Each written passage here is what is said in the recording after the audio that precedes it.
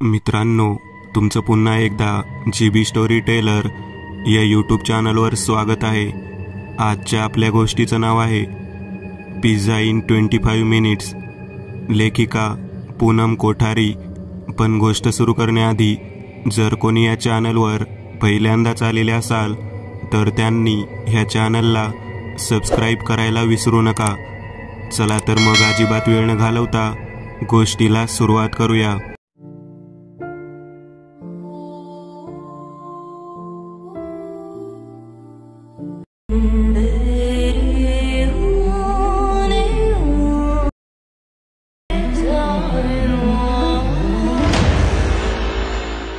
स्थळ स्वारगेट पुणे।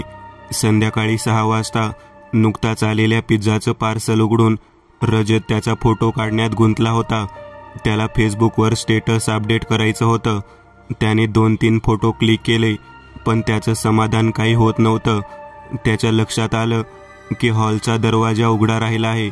त्यानं ठरवलं आधी दार बंद करू मग फोटो काढू, नाहीतर पिझ्झा खायला बाजूचेही येतील।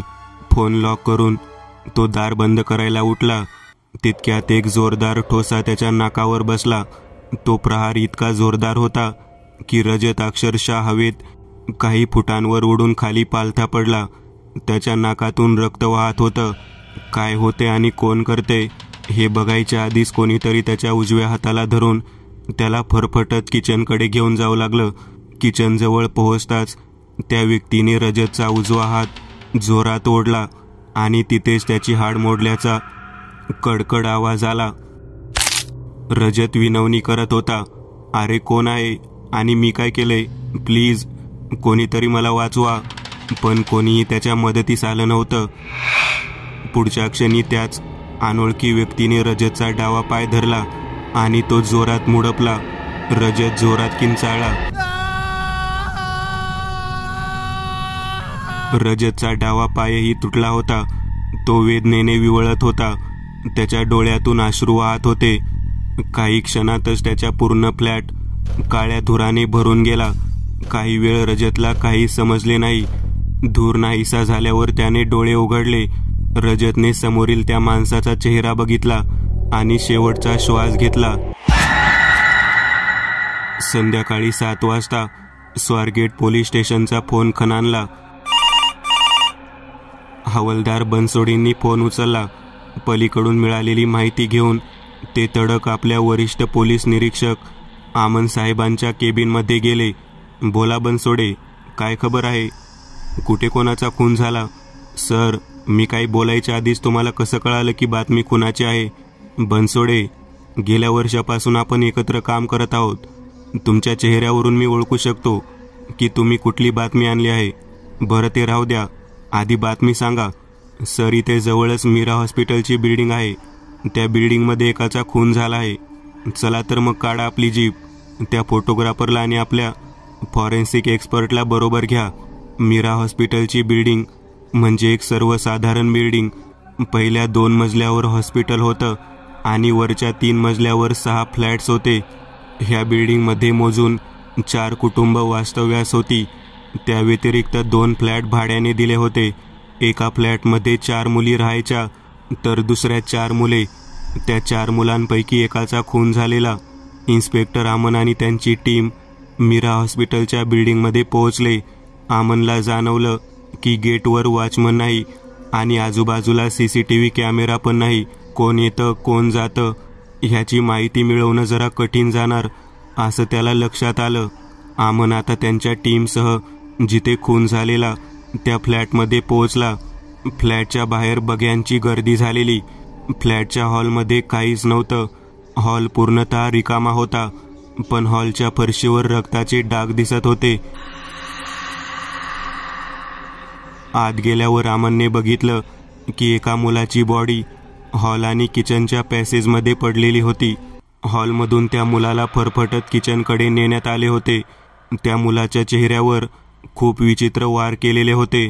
त्याचे डोळे उघडेच होते। त्याच्या चेहऱ्यावरून वाटत होतं की मरणापूर्वी तो खूप घाबरलेला होता। त्याच्या जवळच एक रिकामा बॉक्स पडलेला होता। त्या बॉक्सवर पिझ्झा इन 25 मिनिट्स इतकंच लिहिलेलं होतं आत पिझ्झा जसाच तसा होता. त्या बॉक्सच्या बाजूला एक मोबाईल आणि पाकिट पडलेलं होतं. आमनने फॉरेन्सिक एक्सपर्टना ते सगळं एव्हिडन्स म्हणून एका बॅगमध्ये ठेवायला सांगितलं. इन्स्पेक्टर आमनने फोटोग्राफरला फोटो काढायला सांगितले आणि हवालदार बनसोडेंना आजूबाजूला चौकशी करायला सांगितलं. इन्स्पेक्टर आमन अजून काही पुरावे मिळतात का ते बघू लागले. त्यांनी संपूर्ण फ्लॅटची झडती घेतली, पण संशय घेण्यासारखं काही सापडलं नाही.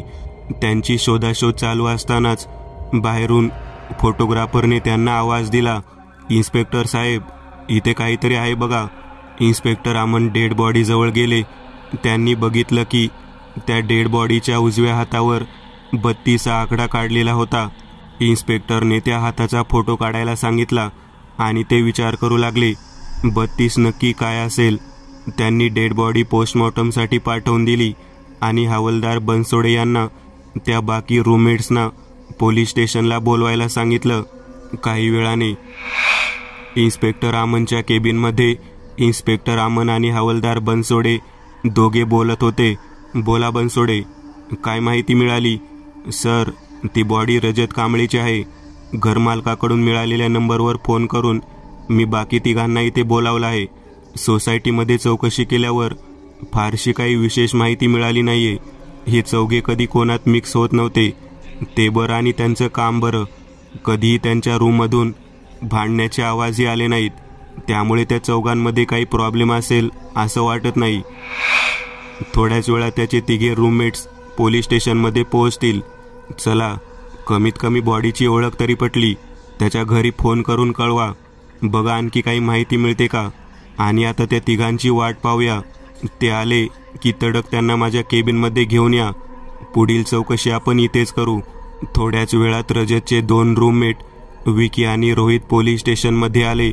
त्यांच्या मागोमाग त्यांचा 3रा रूममेट अमितही तिथे पोहोचला आणि मग हवालदार बनसोडे त्या तिघांना घेऊन सरळ इन्स्पेक्टर आमनच्या केबिनमध्ये गेले.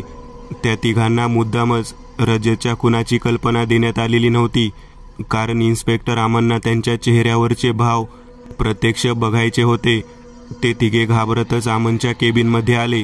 आमनने त्यांना रजतचा खून झाल्याचं सांगताच त्या तिघांना धक्का बसला. इन्स्पेक्टर आमनने तिघांची कसून चौकशी केली, पण संशयास्पद काहीच मिळालं नाही. ते चौघेही नोकरीच्या निमित्त पुण्यात आलेले. रजत तसा थोडा गरम स्वभावाचा होता, पण त्यामुळे कधीही त्यांच्यामध्ये विकोपाची भांडणं झाली नाहीत, कारण ते सगळे फार कमी वेळासाठी भेटायचे. सकाळी निघायचे, ते रात्रीच यायचे, जेवायचे आणि झोपायचे. शनिवार रविवारही शक्यतो ते आपापल्या गावी जायचे. बनसोडे, त्या 25 मिनिट पिझ्झावाल्याचा काही फोन नंबर सापडतो का बघा. तिथे चौकशी करा. त्या डिलिव्हरी बॉयला बोलवा, त्याची पण चौकशी करावी लागेल. त्या रजत कांबळेच्या फोनचे डिटेल्स मागवा. आमन त्याच्या केबिनमध्ये विचार करत होता. रजत कांबळेची तब्येत एकदम धडधाकट होती. कुण्या एकट्या माणसाला त्याला मारणे अशक्य होतं. म्हणजे हे काम नक्कीच 2-3 जणांनी मिळून केलेलं दिसतंय. पण उद्देश काय असावा. त्याचं पाकिट आणि मोबाईल दोन्हीही रूममध्येच पडलेलं होतं आणि पाकिटात पैसेही भरपूर होते. म्हणजे चोरी हा नक्कीच उद्देश नव्हता. आमन विचारांच्या तंद्रीत असताना बनसोडे रजत कांबळेच्या आईवडिलांना घेऊन आत आले. त्याची आई खूप रडत होती आणि त्याचे वडील खूप अस्वस्थ वाटत होते. सर, हे रजतचे आई बाबा. आमनने त्या दोघांना बसायला सांगितले आणि केस संबंधी विचारपूस केली. रजतचे कुटुंब मध्यमवर्गीय होते. रजतला घरच्या परिस्थितीची जाणीव होती. रजतला कुठल्याही गोष्टीचं व्यसन नव्हतं. त्याच्या माहितीप्रमाणे रजतचं कुठेही प्रेम प्रकरण नव्हतं. कधीही कोणाशी भांडणही नाही झालं. त्यामुळे त्यांचा कोणावरही संशय नव्हता. आमनने त्यांना जायला सांगितलं आणि गरज पडल्यास त्यांना पुन्हा यावं लागेल असंही सांगितलं. काही संशयास्पद आढळल्यास कळविण्यास सांगितलं. रजतचे आई वडील गेल्यावर काही वेळातच तिथे पिझ्झा डिलिव्हरी बॉय आला. काय रे, काल मीरा हॉस्पिटलच्या बिल्डिंगमध्ये किती वाजता पिझ्झा डिलिव्हर केला? सर, साधारणतः संध्याकाळी 6 वाजता. अरे वा, तुला एवढा परफेक्ट टाईम कसा लक्षात राहिला? मी तिथे उशिरा पोहोचलो. 25 मिनिटात डिलिव्हरी करायला हवी. मला उशीर झाला तिथे पोहोचायला. तर ते सर माझ्याशी खूप भांडले आणि त्यांनी मला पैसे पण दिले नाहीत. मी त्यांना खूप रिक्वेस्ट केली की सर पैसे माझ्या अकाउंटमधून कट होतील, त्यामुळे प्लीज बिल पे करा. तरी त्यांनी ऐकलं नाही आणि मला पैसे दिले नाही. मी शेवटी वैतागून तिथून निघून आलो. तुला पैसे नाही दिले म्हणून त्याचा खून केला तू? काय बोलता सर? त्या साहेबांचा खून झाला नाही सर. मी कशाला खून करेल? मी तर लगेच तिथून निघून दुसऱ्या सोसायटीमध्ये पिझ्झा डिलिव्हरी करायला गेलो. आमनला तो पिझ्झा डिलिव्हरी बॉय खरा वाटला, त्यामुळे आमनने त्याला सांगितलं तुझं नाव आणि पत्ता रजिस्टरमध्ये लिहून जा आणि नंतर तू कुठल्या सोसायटीमध्ये पिझ्झा डिलिव्हरी करायला गेलेला तिथला पण पत्ता देऊन जा. गरज पडल्यास आम्ही तुला पुन्हा बोलावू. शहराबाहेर जायचं नाही. तो हो म्हणाला आणि तिथून निघून गेला. सगळीकडे चौकशी करूनही काहीच माहिती मिळत नव्हती, त्यामुळे इन्स्पेक्टर आमन हाताश झाले होते. बनसोडे, उद्या पोस्टमॉर्टमचे आणि फॉरेन्सिकचे रिपोर्ट्स मिळाले की लगेच मला कळवा. बघू काही लीड मिळते का. दुसऱ्या दिवशी सकाळी पोलीस स्टेशनमध्ये आमनने बनसोडेंकडे रजतचे पोस्टमॉर्टमचे रिपोर्ट्स मागितले. रिपोर्ट्समधून जी माहिती समोर आली ती खूप धक्कादायक होती. रजतचा मृत्यू हार्ट अटॅकने झाला होता. त्याचे उघडे डोळे भीतीने विस्फारले होते. मरणापूर्वी नक्कीच त्याने काहीतरी फार भयंकर पाहिलं होतं. मरणापूर्वी त्याचा एक हात आणि एक पाय मोडलेला होता. त्याच्या चेहऱ्यावर जे वार झालेले होते ते त्याच्या मृत्यूनंतर केलेले होते. इन्स्पेक्टर आमन अजूनच गोंधळले. मृत्यूनंतर कोणी बॉडीची विटंबना केली आणि का? कोण रजतचा इतका द्वेष करत होतं ते विचारत असतानाच धावत धावत बनसोडे आत आले. बोला बनसोडे, आता काय झालं? सर, राव हॉस्पिटलमधून आणि आदिनाथ सोसायटीमधून फोन आलेला. आदिनाथ सोसायटीमध्ये एकावर खुनी हल्ला झाला आहे. ज्याच्यावर हल्ला झाला त्याला त्याच्या मित्राने राव हॉस्पिटलमध्ये भरती केलं आहे. बनसोडे, तुम्ही पटकन हॉस्पिटलमध्ये जा. तिथे हजर असलेल्या लोकांची जबानी नोंदवून घ्या आणि त्या मुलावर उपचार चालू करायला सांगा. नंतर तुम्ही तिथेच थांबा. मी फॉरेन्सिक टीमला घेऊन क्राईम साईटला जातो. आपण नंतर हॉस्पिटलमध्येच भेटू. आदिनाथ सोसायटी एक बऱ्यापैकी उच्चभ्रू सोसायटी. तिथे वॉचमन होता, पण तो येणाऱ्या जाणाऱ्या व्यक्तींची नोंद ठेवत नव्हता.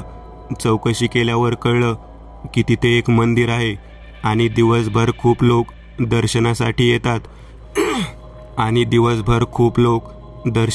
येतात. त्यामुळे नोंद ठेवणं शक्य नाही. आमन जिथे त्या मुलावर हल्ला झाला त्या बिल्डिंग जवळ आला. ती 3 मजली बिल्डिंग होती. बिल्डिंग बाहेर गर्दी होती. त्या गर्दीला बाजूला करत आमन आणि त्याची टीम त्या फ्लॅटमध्ये गेले. फ्लॅटचं दार उघडच होतं. आमनला बघताच एक मुलगा पुढे आला. सर, या. माझं नाव राघव. मी अजय आणि विकी ह्या फ्लॅटवर राहतो. हा फ्लॅट अजयच्या काकांचा आहे. अजयवर हल्ला झाला आहे आणि पोलीस स्टेशनला मीच फोन केला होता. गुड. तू इथे कुठल्याही वस्तूला हात तर नाही ना लावला? नो सर, नाही लावला. मी फक्त किचनमध्ये जाऊन पाणी पिलं आणि मोबाईल चार्जिंग बंद केलं. ओके. जेव्हा हल्ला झाला तेव्हा तू कुठे होता? सर, मी आणि विकी दोघे एकत्रच ऑफिसला निघालो होतो.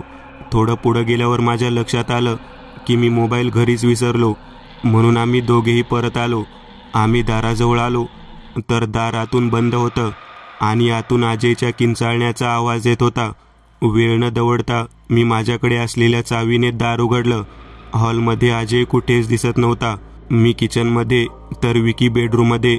त्याला शोधायला गेलो तर मला हॉलपासून किचनच्या रस्त्यात रक्ताचे डाग दिसले आणि किचनमध्ये अजय विवळत पडलेला होता. मी लगेच विकीला आवाज दिला. त्याने पटकन ॲम्ब्युलन्सला आणि मी पोलिसांना फोन केला. ॲम्ब्युलन्स येईपर्यंत आम्ही सगळीकडे शोधलं, पण आम्हाला फ्लॅटमध्ये आणि आजूबाजूला कोणीच दिसलं नाही. It's strange. दारातून बंद होतं आणि तरीही आत कोणीही दिसलं नाही. नक्की सगळं खरं खरं सांग. काही लपवलं तर गाठ माझ्याशी आहे. सर, मी सगळं खरं सांगितलं आहे. प्लीज विश्वास ठेवा. राघवकडे अजून चौकशी करून आमनने तो पूर्ण फ्लॅट नजरेखालून घातला. आमन चौकशी करत असताना फोटोग्राफर त्या फ्लॅटचे फोटो काढत होता आणि फॉरेन्सिक एक्सपर्ट तिथे मिळालेले रक्ताचे नमुने गोळा करत होता. सगळी माहिती घेऊन आमन आणि त्याची टीम जवळच असलेल्या राव हॉस्पिटलमध्ये गेले. तिथे बनसोडे इन्स्पेक्टर आमनची वाटच पाहत होते. त्यांनी अमनला धक्कादायक माहिती सांगितली. कालच्या रजतच्या केसप्रमाणेच अजयचा एक हात आणि एक पाय तुटलेला होता. त्याच्या हातावर 30 हा नंबर लिहिलेला होता. अमन थोडा शॉक झाला. त्याला आता ह्या 2 केसेसचा काय संबंध आहे हे शोधणे गरजेचं वाटलं. सुदैवाने अजय जिवंत कसा? अमनने डॉक्टरांकडे विचारपूस केली. डॉक्टर म्हणाले, इंजुरीज खूप जास्त आहे, त्यामुळे पेशंट सिरियस आहे. पुढचे 24 तास क्रिटिकल आहेत. जर 24 तासात अजय शुद्धीवर आला तर सर्व काही ठीक होईल, अन्यथा काही सांगणे खूप अवघड आहे. पोलीस स्टेशनमध्ये जाताच आमईने अजयच्या मित्राला राघवला फोन केला. राघव, काल तुम्ही लोकांनी पिझ्झा मागवला होता का? हो सर, पण तुम्ही असं का विचारताय? आणि तो पिझ्झा इन 25 मिनिट्स यांच्या स्टोअरमधून मागवला होता का? हो सर, पण काय झालंय? पिझ्झा किती मिनिटांनी पोहोचला? 30 मिनिटांनी पोहोचला. डिलिव्हरी बॉय बरोबर काही वाद झाला का? आणि कोणी वाद घातला? अजयने का? हो सर, पण नेमकं काय झालं आहे? सध्या मी फोन ठेवतो, गरज वाटल्यास पुन्हा फोन करेल. अमन, हवालदार बनसोडे आणि अजून 2 हवालदारांसोबत स्वारगेटच्या पिझ्झा इन 25 मिनिट्सच्या स्टोअरमध्ये गेला. त्याने मॅनेजरला सांगून काल आदिनाथ सोसायटीमध्ये पिझ्झा डिलिव्हर करायला गेलेल्या मुलाला समोर बोलावलं. तो मुलगा नुकताच पिझ्झा डिलिव्हर करायला निघाला होता. मॅनेजरने त्याला थांबवलं.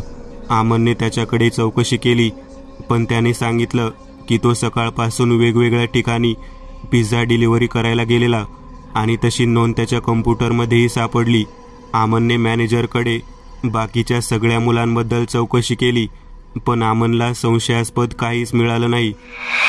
वैतागून अमन पुन्हा पोलीस स्टेशनला निघाला.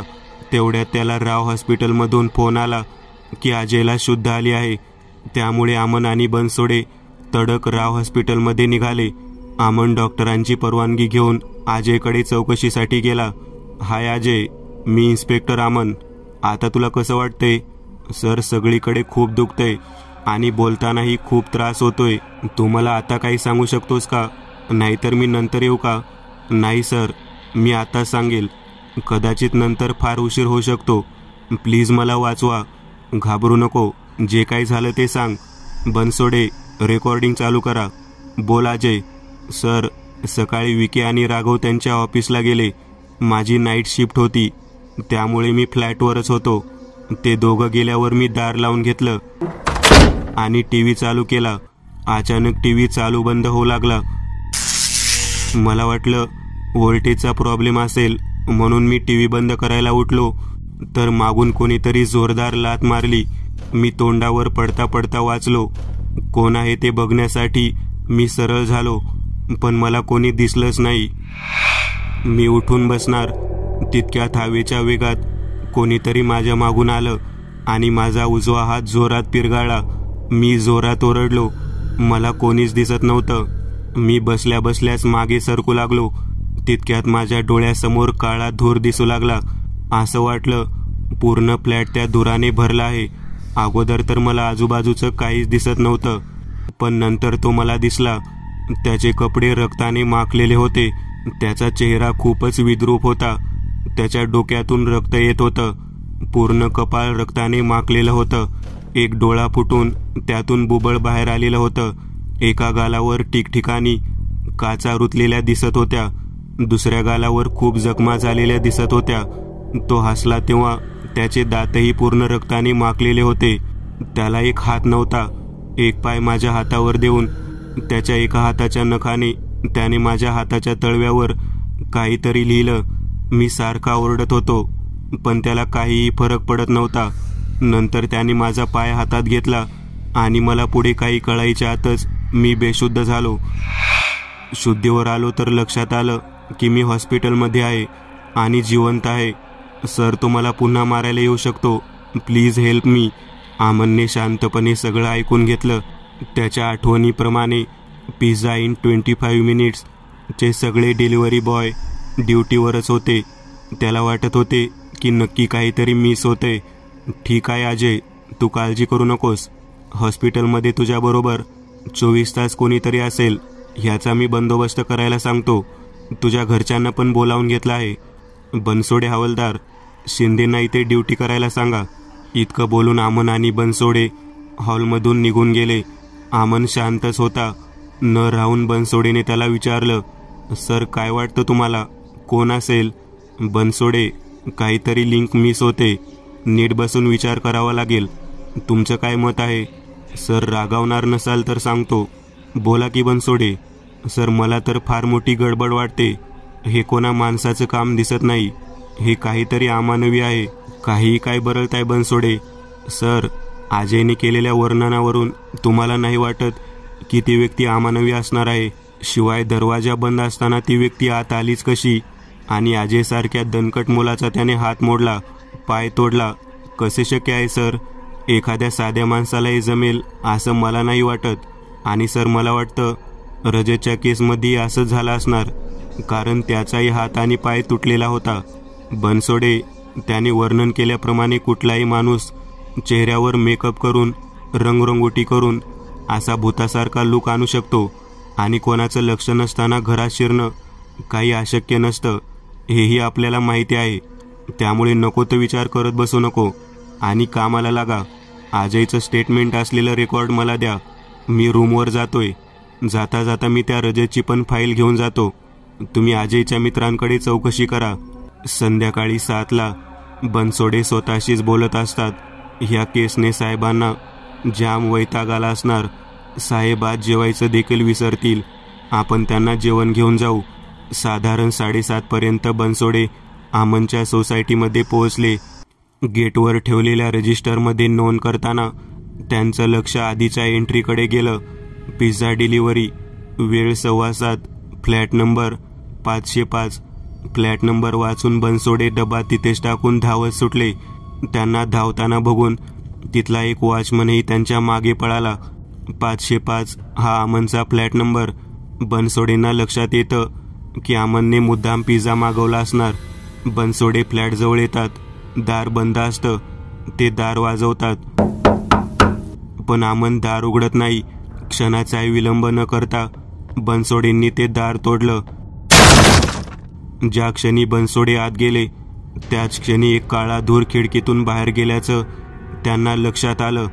त्याच क्षणी दार तोडल्याच्या आवाजाने अमन धावतच बेडरूममधून बाहेर आला. समोर बनसोडेंना पाहून अमन विचारात पडला, पण बनसोडेंचा चेहरा बघितल्यावर त्याला हसू आलं. बनसोडे, उगाच दार तोडलं? मी येतच होतो, वॉशरूममध्ये होतो. सर रागावू नका. माझ्या मुलाच्या वयाच्या हात म्हणून सांगतोय. स्वतःच्या जीवावर असं उदार होऊ नका. मुद्दाम तो पिझ्झा मागवला ना तुम्ही? हो, पण काही झालंच नाही. सर, तुम्ही काही पूर्वी तयारी केली होती का? तुम्ही कोणाशी लढा देत आहात ह्याची कल्पना आहे का तुम्हाला? बनसोडे, तुमच्या डोक्यातून ते अमानवी भूत गेलेलं दिसत नाही. आणि एखाद्या गुन्हेगाराला पकडायला मी नेहमी तयार असतो. चला पिझ्झा खाऊया. बनसोडेंनी अमनला मुद्दाम त्या काळ्या धुराबद्दल सांगितलं नाही. त्यांनी काहीतरी कारण सांगून अमनकडे मुकाम केला. अमननेही बनसोडेंना विरोध नाही केला. दुसऱ्या दिवशी अमनने बनसोडेंना फ्लॅटचं दार नीट करूनच चौकीत यायला सांगितलं. सर, मी आज सुट्टीवर आहे. थोडं वैयक्तिक काम आहे, पण मी फ्लॅटचं दार नीट करून तुम्हाला चावी देऊन मगच माझ्या कामाला जाईल. ठीक आहे म्हणत अमन पोलीस स्टेशनला गेला. दिवसभर अमन केसच्या संबंधित चौकशी करत होता. नेहमीच्या वेळेला संध्याकाळी तो त्याच्या फ्लॅटवर पोहोचला. अमनने फ्लॅटचं दार उघडलं आणि तो आत गेला. त्याने दार बंद करायच्या आतच ते दार जोरात बंद झालं. अमनने मागे वळून पाहिलं, पण तिथे कोणीच नव्हतं. अमनला लक्षात आलं की काहीतरी गडबड आहे. त्यामुळे तो सावध झाला. तो पुढे जाणार इतक्यात कोणीतरी मागून त्याला धक्का दिला. अमन सावध असल्यामुळे तो स्वतःला पडण्यापासून वाचवू शकला नाही. एका क्षणात अमन मागे वळला. त्याला समोर कोणीच दिसलं नाही. अमन गोंधळला. आपण इतक्या पटकन वळलो तरी तो गायब कसा झाला हेच अमनला कळलं नाही. तो विचारात असतानाच त्याला त्याच्या डावीकडून उजवीकडे काहीतरी हवेच्या वेगाने गेल्याचं जाणवलं. तो पुन्हा वळला, पण त्याला कोणीच दिसत नव्हतं. वैतागून अमन जोरात ओरडला, कोण आहे रे? समोर ये. तेवढ्यात अमनच्या पायावर एक जोरदार प्रहार झाला आणि तो मटकन खाली बसला. त्याने आजूबाजूला पाहिलं, पण त्याला कोणीच दिसत नव्हतं. आपला सामना अदृश्य शक्तीशी होतोय ह्याची अमनला जाणीव झाली. कोण आहेस तू? उगाच कशाला निष्पाप लोकांचा बळी घेत आहेस? समोर ये. अमनचं बोलणं संपताच त्याला जोरजोरात हसण्याचा आवाज ऐकू आला. निष्पाप आणि तुम्ही लोक, तुमच्यासारखी स्वार्थी लोक मरायलाच हवी. तुमच्यामुळे इतरांचा जीव जातो आणि तुम्हाला काहीच फरक पडत नाही.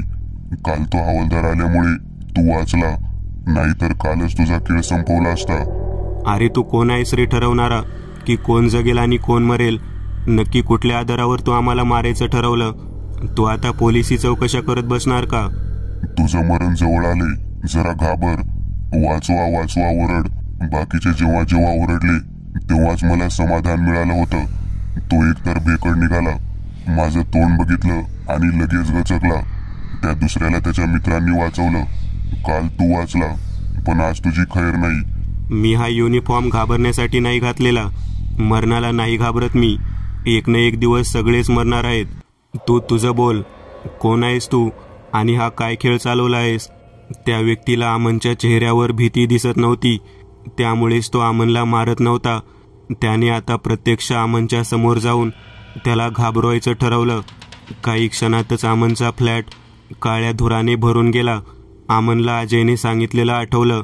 अमनला लक्षात आलं की आता नक्कीच ती व्यक्ती समोर येईल. अमन तयार झाला. जेव्हा ती व्यक्ती समोर आली, अमन थोडा दचकला, कारण त्याने जशी कल्पना केली होती त्यापेक्षा तो खूप जास्त भयानक होता. काय झालं? झाली का हवा फुस? बघितलं काय झालं माझं? तुझ्यासारख्या स्वार्थी माणसामुळे जीव गेला माझा. आता मी तुम्हाला कोणालाही सोडणार नाही, नाहीतर माझ्यासारखे कित्येक मरतील. ह्याच्याशी कसा लढा द्यायचा ह्या विचारातच अमन गुंतला असताना तो पुन्हा बोलला. आता विचार करून काही फायदा नाही. काल त्या पिझ्झा बॉयला रागवताना विचार करायला हवा होता तू. म्हणजे ते सोड, आता मरायला तयार हो. मी तर कधीपासून तयार आहे. तुझीच इच्छा होईना. अमनचं बोलणं ऐकून तो चिडला. त्याने त्याच्या एका हाताने अमनला हवेत उचलले, हवेतच त्याला गरगर फिरवले आणि जोरात भिंतीवर फेकून दिले. अमन जोरात खाली आदळला, पण अमनच्या चेहऱ्यावर भीती नव्हती. अमन अगदी हसत मृत्यूला सामोरं जात होता. ह्याचाच राग त्या अमानवी शक्तीला येत होता. त्याने चिडून पुन्हा अमनवर हल्ला केला. त्याने अमनचा हात जोरात पिरगाळला.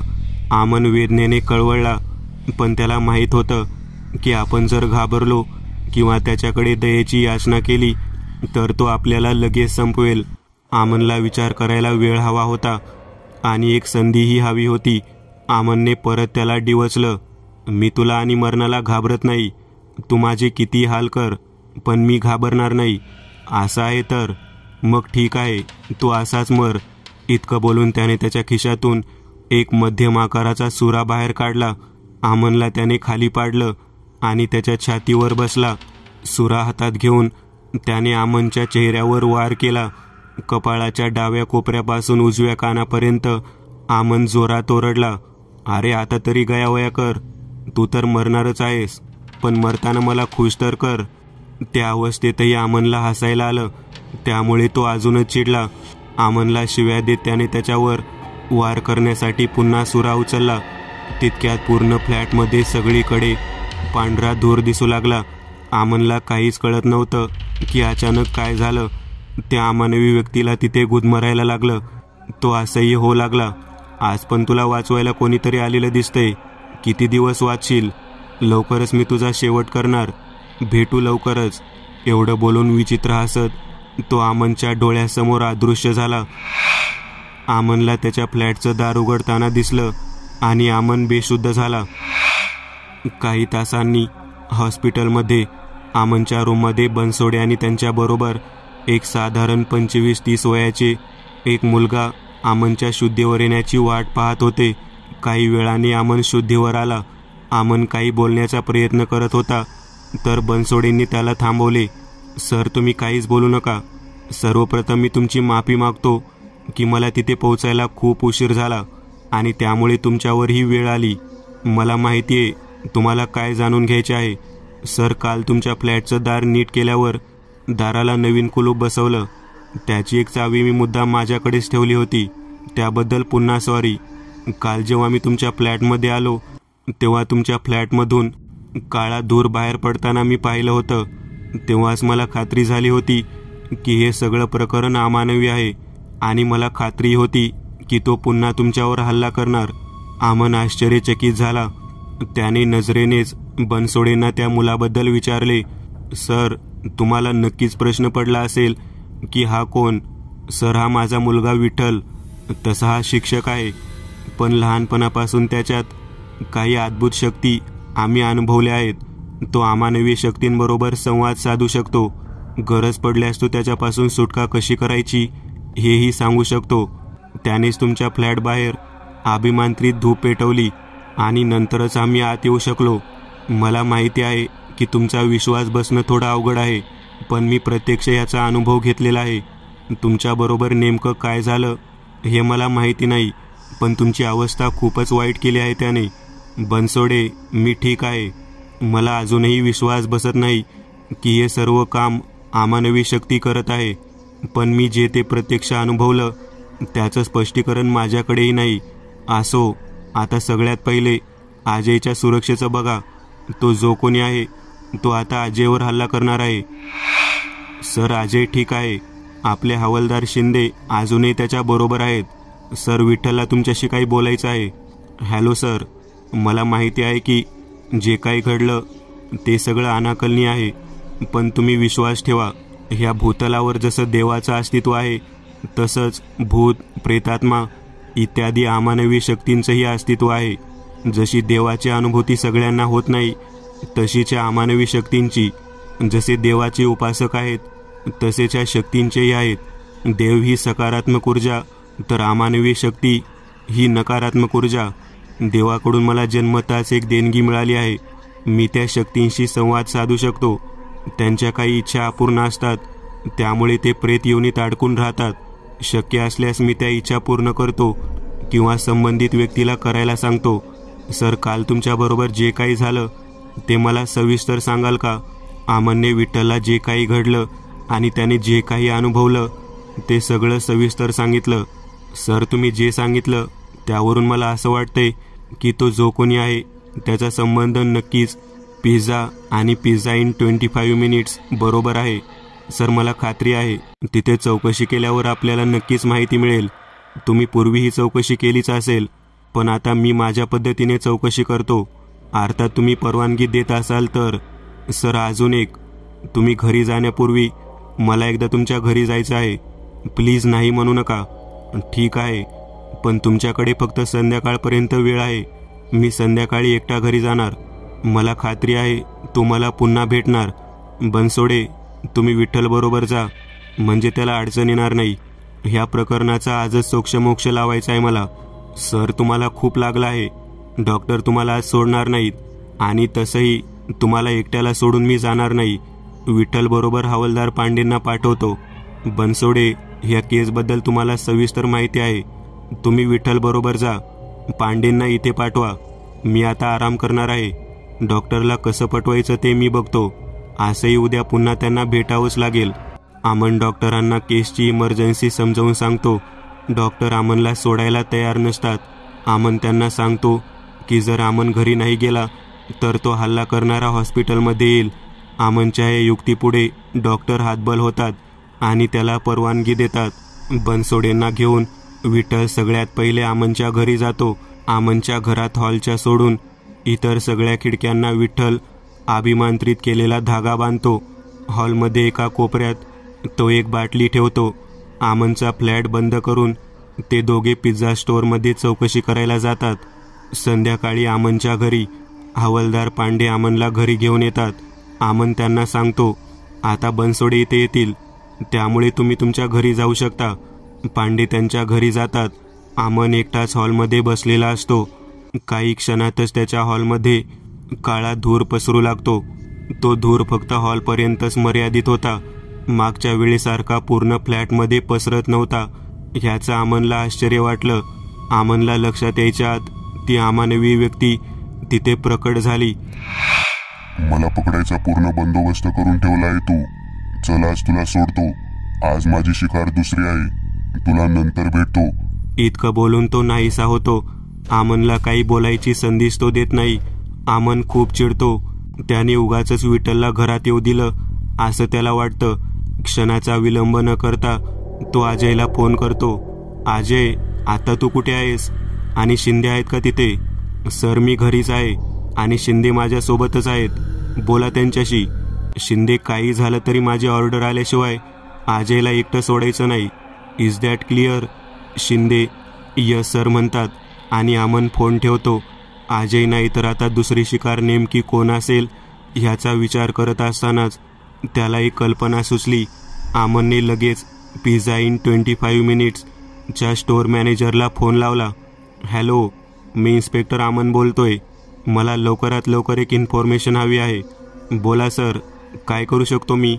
मला सांग, आज सकाळपासून तुमचे पिझ्झा बॉईज कुठे कुठे उशिरा पोहोचले आहेत? मॅनेजर त्यांच्या कम्प्युटरमधला डाटा चेक करून सांगतात की दुपारी तुमचे हवालदार साहेब येऊन गेल्यापासून आम्ही ऑर्डर्स घेतल्याच नाहीत. तोपर्यंत तरी सगळीकडे पिझ्झा वेळेवर डिलिव्हर झालेला. पण सर, काल 2 ठिकाणी पिझ्झा उशिरा डिलिव्हर झालेला. आमन मॅनेजरकडून त्या दोघांचा फोन नंबर आणि पत्ता घेतो आणि मागे वळतो तर तिथे विठ्ठल आणि बनसोडे आलेले आमनला दिसतात. विठ्ठलच्या हातात एक मोठी पिशवी असते. तो पूर्ण तयारी करून आलेला असतो.